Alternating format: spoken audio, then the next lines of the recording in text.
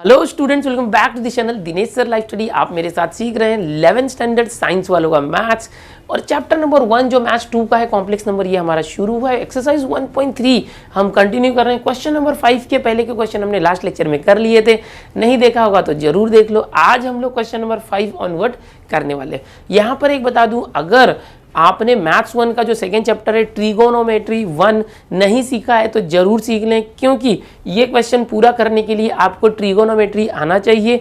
जो मैंने आपके ही मैथ्स 1 के सेकेंड चैप्टर के अंदर सारे कंसेप्ट सीखा है वो आपको अगर आएंगे तो ये बहुत ईजी लगेगा। डिस्क्रिप्शन में लिंक दे दूंगा मैं, वहां से जाके जरूर देख लेना। तो चलो आओ शुरू करते हैं क्वेश्चन नंबर 5।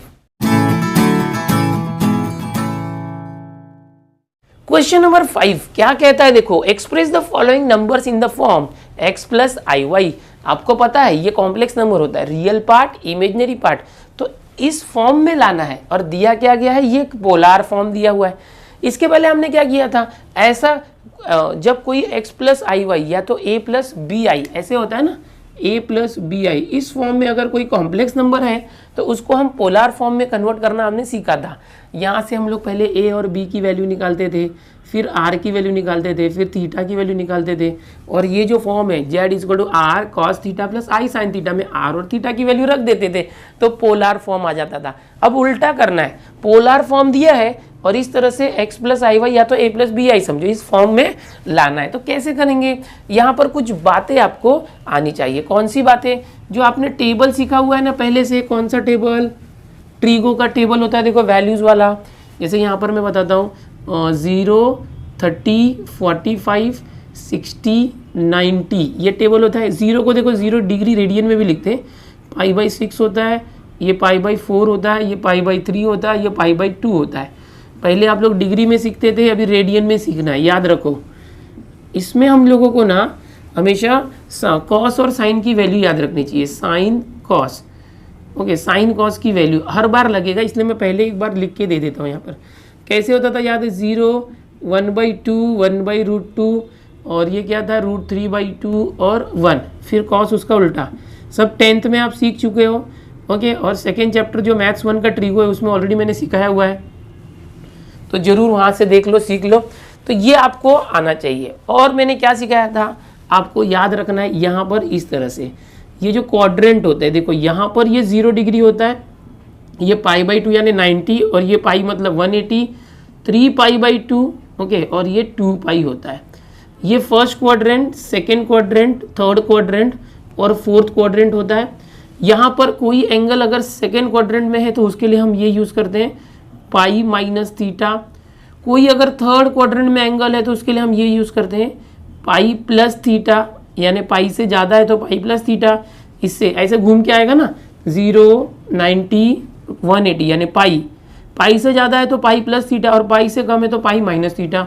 और अगर कोई फोर्थ क्वाड्रेंट में है तो हम करेंगे 2π से कम है, सो 2π-θ। तो ये कुछ चीज़ें हैं जो आपको याद रखनी चाहिए ट्रिगो के अंदर। और क्या मैंने बताया था, ऑल स्टूडेंट्स टेक कॉफ़ी। ये ट्रिक क्या है, ए फॉर ऑल मतलब यहाँ पर सबके सब पॉजिटिव है, S for sine and cosec positive होता है, T for tan and cot positive होता है, C for cos and sec positive होता है। यानी जैसे यहाँ पर फोर्थ क्वाड्रेंट में सी है तो सी यानी कॉस और उसका भाई सेक, ये दोनों यहाँ पॉजिटिव रहेंगे तो बाकी के सब निगेटिव रहेंगे। ये सब मैंने डीप में आपको सेकेंड चैप्टर जो मैथ्स 1 का आपका ट्रिगो है वहाँ पर सिखाया हुआ, जरूर उसको देखें, नहीं तो आपको समझ में नहीं आएगा। जरूरत पड़ेगी तो ये दोनों हम यूज़ करने वाले पूरे इस क्वेश्चन नंबर 5 में, पहले इसलिए साइड में बता दिया। अब देखो यहाँ पर z इज इक्वल टू √3 है, सॉल्व करते z is equal to √3 into cos π/6। π/6 क्या है, देखो 30 डिग्री होता है। कॉस 30 कितना है यहाँ पर, कॉस ये रहा, कॉस 30 √3/2 है, तो ये √3/2 है, प्लस आई साइन π/6, तो साइन में देखो π/6 के नीचे 1/2 है, तो ये 1/2 इस तरह से। अब ये √3 को अंदर लेके जाओ तो ये हो जाएगा z √3 इंटू √3 3 हो जाएगा, दोनों का मल्टीप्लाई हो गया /2। √3 यहाँ पर गया, इसमें मल्टीप्लाई होगा तो 1 इंटू √3 और ये हो जाएगा i। सो ये आ गया z की वैल्यू आ गई, बस।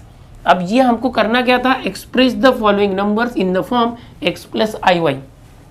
ये देखो ये पहला x है प्लस और ये आई वाई है, ओके, ये x की वैल्यू y की वैल्यू हमें इस फॉर्म में लाना था और ये फॉर्म आ चुका है। बस इतना ही करना है, इतना ही सॉल्यूशन है। इतना आसान है क्या पूरा? देखो ये आसान है क्योंकि यहाँ पर डायरेक्ट π/6 था। अगर यहाँ पर समझो कि 2π 90 से ज़्यादा वैल्यू होगा तो हमें सॉल्व करना पड़ता है ज़रा इसको, तो मैं सिखाऊंगा कैसे करना है। बट इतना आसान है, बहुत ईजी है।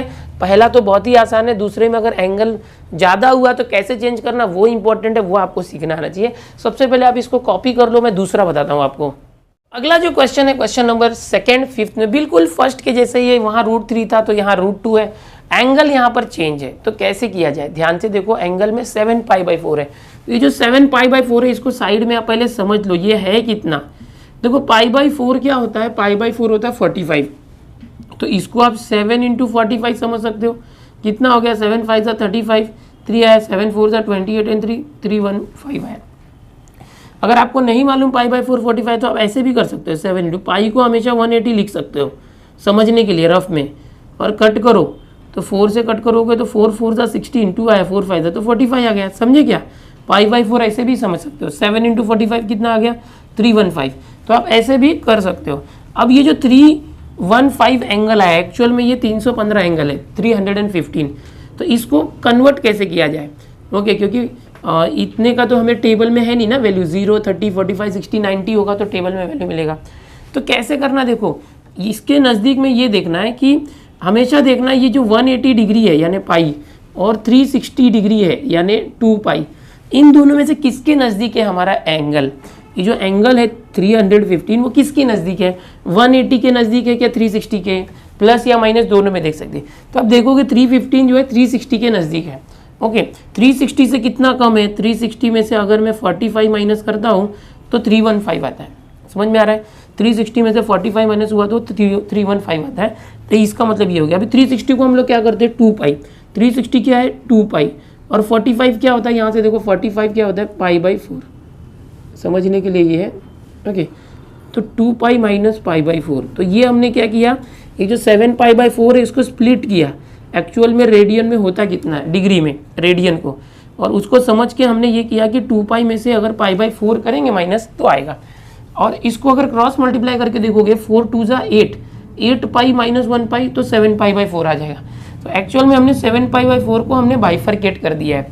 अब देखो मैं क्या करता हूँ, z = √2 फिर ये cos, अब 7π/4 को हटा के मैं लिखता हूँ 2π माइनस π/4 प्लस i साइन, अब 7π/4 है उसको मैं चेंज करके लिखता हूँ 2π माइनस π/4, इस तरह से मैंने चेंज कर दिया।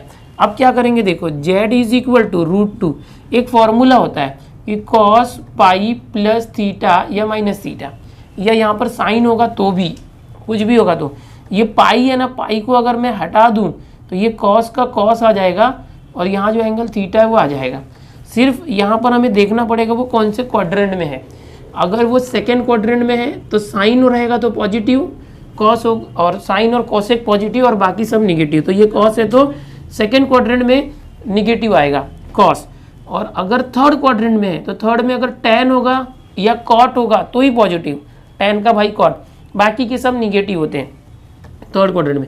तो यहाँ पर क्या होगा, देखो जैसे कॉस है तो ये पाई होगा, पाई 2π 3π, अगर कोई पाई का मल्टीपल है तो उसको हटा देने का, जैसे कि ये कॉस 2π है, पाई का मल्टीपल है हटा दो तो ये कॉस का कॉस रह जाएगा। अगर समझो यहाँ पर कॉस π/2 प्लस थीटा होता तो यहाँ क्या होता है, ये π/2 को हटाएंगे ना तो कॉस का साइन हो जाता है थीटा, और साइन का कॉस हो जाता है, टेन का कॉट हो जाता है, चेंज हो जाता है। लेकिन अगर अपॉन 2 नहीं है, जैसे कि यहाँ पर 2π अपॉन 2 नहीं है तो ये हट जाएगा तो कॉस का कॉस रहेगा और ये एंगल आ जाएगा। बट यहाँ पर ये देखना पड़ेगा कौन से क्वाड्रेंट में है। तो देखो 2π माइनस π/4, 2π माइनस कहाँ है, पाई है, ये 2π है, 2π माइनस थीटा इधर है फोर्थ में। फोर्थ में कौन पॉजिटिव होता है, कॉस और सेक पॉजिटिव होता है, कॉस पॉजिटिव होता है। ओके, हमें सिर्फ साइन कॉस के बारे में जानना है इसलिए साइन कॉस की बात करेंगे, क्योंकि पोलर में साइन और कॉस रहता है। तो यहाँ पर फोर्थ में कॉस पॉजिटिव रहेगा तो साइन निगेटिव रहेगा। तो ये फोर्थ क्वाड्रेंट की बात हो रही है, 2π माइनस थीटा, देखो यहाँ से ऑलरेडी ये याद रखो। तो ये कॉस का आंसर ये प्लस में रहेगा, प्लस नहीं दिखाओगे तो भी चलेगा, प्लस i साइन।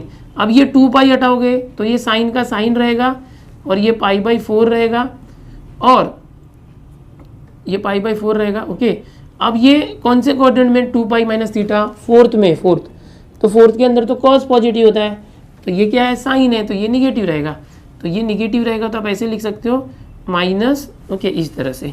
फिर ये हो गया जेड, अब ये रूट 2 को अंदर डाल दो, अरे वैल्यू लिखो, चलो वैल्यू cos 45 कितना होता है, cos 45 यहाँ से देखो cos π/4 कितना होता है 1/√2, तो ये है 1/√2 प्लस माइनस माइनस आई, साइन π/4 कितना है देखो साइन π/4 तो 1/√2 इस तरह से आया ये। फिर z इज इक्वल टू √2 अंदर जाएगा तो इसके साथ दोनों के साथ मल्टीप्लाई होगा, √2 इंटू दिस, √2 कैंसिल, 1 आ गया, माइनस √2 अंदर जाके इसको मल्टीप्लाई हुआ तो √2 कैंसिल, माइनस आई इंटू 1 माइनस आई आ गया। ये हमारा आंसर आ गया। कौन से फॉर्म में लाना था, x प्लस आई वाई, तो ये x प्लस, आप बोलोगे माइनस आया चलेगा, यहाँ प्लस या माइनस आएगा चलेगा, तो ये इस फॉर्म में आ गया। ये सेकंड सॉल्व हो गया। ये जितना मैंने बताया देखो सॉल्यूशन काफ़ी इजी है बट समझना काफ़ी इंपॉर्टेंट है, एक एक स्टेप आ कहाँ से रहा है वो बहुत इंपॉर्टेंट है। अगर आपका बेसिक क्लियर है, सेकंड चैप्टर जो मैथ्स 1 का है, मैथ्स 2 है, ये मैथ्स 1 का सेकंड चैप्टर अगर आपको अच्छे से आता है तो फिर ये इजी होगा। फिर भी मैंने यहाँ पर बताया अगर वो नहीं आता तो भी ये बातें अगर आपको नहीं समझी है तो वो चैप्टर जरूर देखो। ओके, तो क्वेश्चन नंबर 5 में सेकंड हो गया। अब इसी तरीके से जो सेकंड मैंने बताया इसी तरीके से थर्ड भी करना है, एकदम ध्यान से देखना, कॉपी करो इसको पहले। सेकंड की तरह थर्ड वाला क्वेश्चन है, ध्यान से देखना, थोड़ी थोड़ी अलग अलग ट्रिक्स है यूज करेंगे हम लोग। यहाँ पर z इज इक्वल टू, देखो ये 7 है, 7 यहाँ पर देखो ये कॉस और माइनस एंगल है, तो एक फॉर्मूला आपको याद रखना चाहिए कि कॉस माइनस थीटा अगर है या साइन माइनस थीटा, यहाँ पर जनरली साइन और कॉस की बात करेंगे हम लोग, वही है कि जो कॉस होता है माइनस को खा जाता है, यानी कॉस माइनस थीटा हो जाएगा कॉस थीटा, और साइन माइनस को नहीं खा पाता, माइनस बाहर आ जाएगा, माइनस साइन थीटा हो जाता है।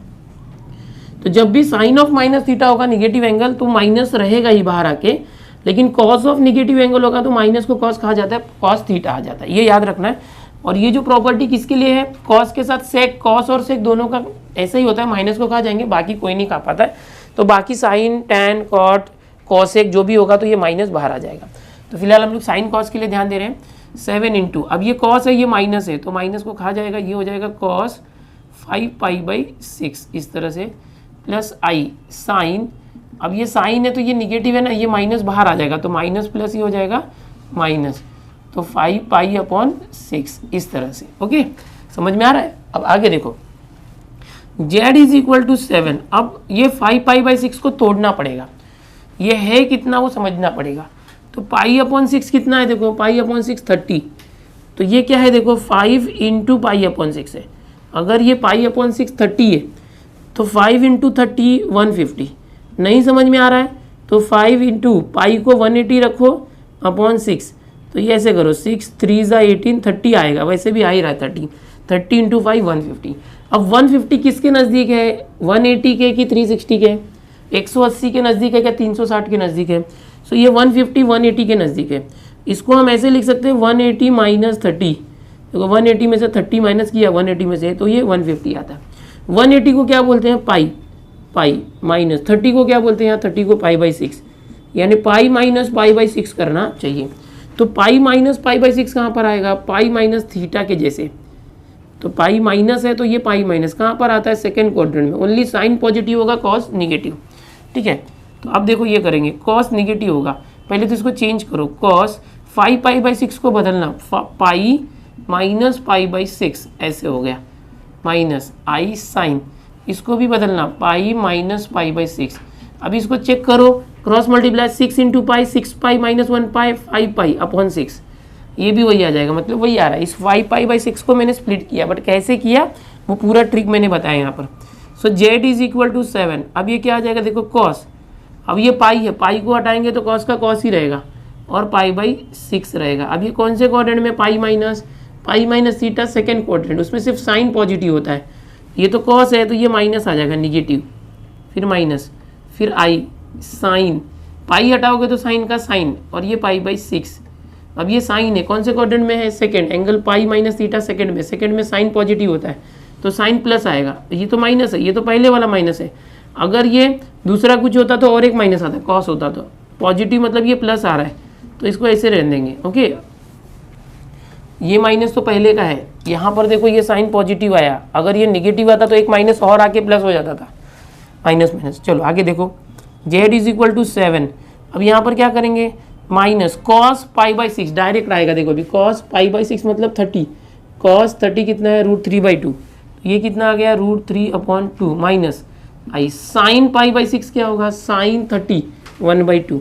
सो ये कितना आ गया 1/2 इस तरह से।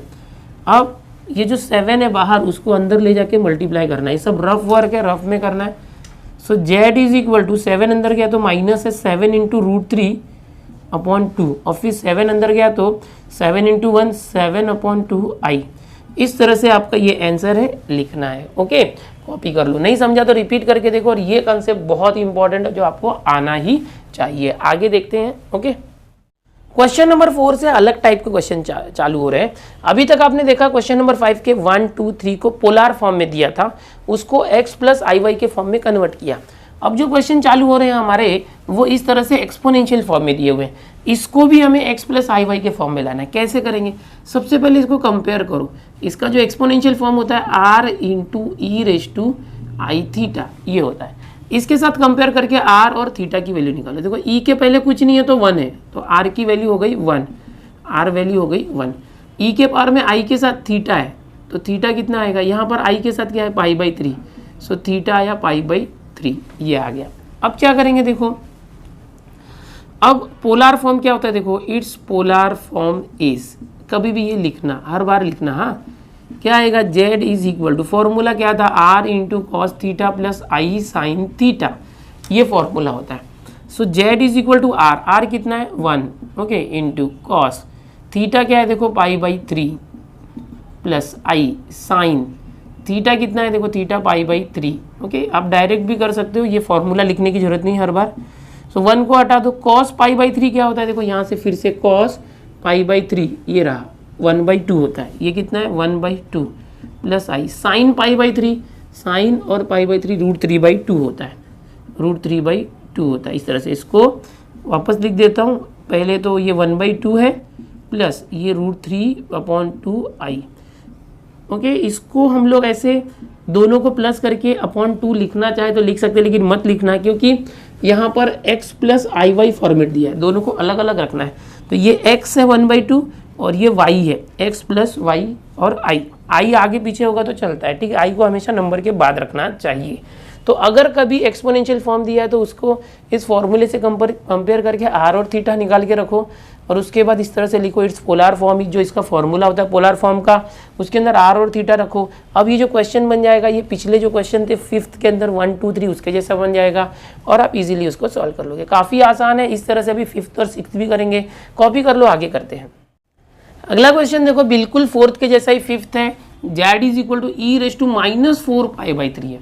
इसको इसके साथ कंपेयर करते हैं। पिछले क्वेश्चन का फॉर्मेट मैंने रखा है, हर बार ऐसे जब भी एक्सपोनेंशियल आएगा लाइन फिक्स है, वही काम कर रहा है। यहाँ कंपेयर करोगे, e के साथ r होता है, e के साथ कुछ नहीं है तो r की वैल्यू 1 है। e के पावर में i थीटा होता है, यहाँ e के पावर में i के साथ जो भी वो थीटा है दैट इज -4π/3 है थीटा। पोलर फॉर्म ये होता है, यहाँ पर वैल्यूज रख दो, r की जगह पर 1 आ जाएगा, cos थीटा की जगह पर ये ले लो -4π/3 + i sin थीटा की जगह पर लिख दो -4π/3। निगेटिव है तो कोई प्रॉब्लम नहीं। अभी आपको मैंने बताया था ये 1 × हटा दो, cos निगेटिव एंगल होगा तो cos माइनस को खा जाता है, यानी खा जाता है मतलब ऐसे समझो कि अब माइनस गायब हो जाएगा 4π/3 इस तरह से। और साइन जैसे निगेटिव एंगल है तो ये माइनस साइन के बाद टुपुक करके आ जाएगा, तो plus minus minus i sin 4π/3। अब ये पहले जैसे क्वेश्चन हो गए, क्वेश्चन नंबर 5th में जो पोलर फॉर्म थे वो आ गया।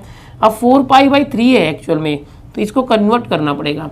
4π/3 देखो π/3 क्या होता है, π/3 होता है 60, तो 4 × 60 तो 240 डिग्री आ गया। अब 240 किसके करीब है, 180 या 360? अब देखोगे तो 180 के करीब है। 240 को हम लोग लिख सकते हैं 180 + 60 लिख सकते हैं। 180 में 60 प्लस किया तो 240 आता है। 180 क्या होता है पाई, और 60 क्या होता है देखो 60 होता है π/3। ये सब याद रखो चीज़ें। सो पाई प्लस π/3। अब पाई प्लस यानी क्या है, पाई प्लस मतलब थर्ड क्वाड्रेंट में tan पॉजिटिव होता है, tan को छोड़ के tan और cot पॉजिटिव होगा, tan और cot उसको छोड़ के बाकी सब नेगेटिव होता है। अभी जो 4π/3 था इसका मतलब 240 डिग्री था, उसको चेंज करके पाई प्लस π/3 करना। करते यहाँ पर ये हो जाएगा cos pi plus π/3 minus i sin pi plus π/3। अब यहाँ पर जो हमारा एंगल है ये पाई प्लस पाई बाई 3, वो पाई प्लस थीटा मतलब थर्ड क्वाड्रेंट में है, यानी tan पॉजिटिव होगा, तो ये साइन और कॉस नेगेटिव होंगे इसका जब आंसर आएगा। तो अब देखो जेड ये है कॉस, पाई प्लस है, पाई को हटाओगे कॉस का कॉस रहेगा और ये पाई बाई 3 आएगा, और ये थर्ड क्वाड्रेंट में है, थर्ड में tan पॉजिटिव होता है तो साइन कॉस नेगेटिव होगा, ये माइनस आ गया।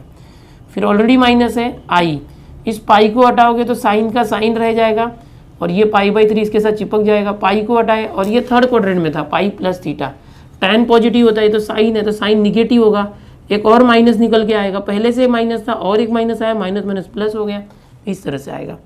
अब वैल्यू रखो माइनस, कॉस पाई बाई 3 क्या होगा, कॉस पाई बाई 3 ये है 1/2 है, ये हो गया minus 1/2 plus i, sine pi by 3 क्या होगा, साइन पाई बाई 3 यानी √3/2 होगा, ये क्या हो गया √3/2 हो गया। इसको सिंपली रीअरेंज करके लिख दो, माइनस हाफ प्लस ये हो गया √3/2 इंटू आई, और ये आपका हो गया आंसर। इस तरह से करना था, काफ़ी आसान है, बस यहाँ पर चेंज करने आपको एक बार आ गया ना बहुत इजी लगेगा, कॉपी करो इसको।